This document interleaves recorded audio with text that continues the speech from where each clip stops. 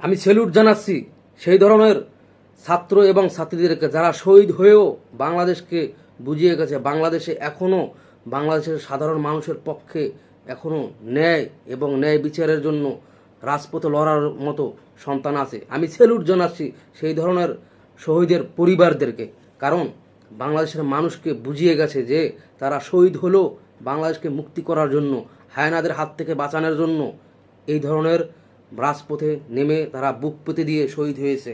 আমি স্যালুট জানাচ্ছি তাদেরকে। আর আমি যারা এখন পর্যন্ত জীবিত আছেন, রাজপথে লড়তেছেন, আমি তাদেরকে বলবো যতক্ষণ পর্যন্ত আপনাদের এই বাস্তবায়ন না হবে, কোটা সংস্কার না করা হবে, ততক্ষণ পর্যন্ত আপনারা রাজপথে আমি বলবো যে আপনারা সামাজিক এবং ভদ্রভাবে আপনাদের আন্দোলন চালিয়ে যাবেন যতক্ষণ পর্যন্ত আপনাদের এই সংস্কার আন্দোলন বাস্তবায়ন না হবে। আর যাদের উপরে হামলা করা হয়েছে তাদেরকে চিহ্নিত করে বিচার না করা হবে ততক্ষণ পর্যন্ত আবার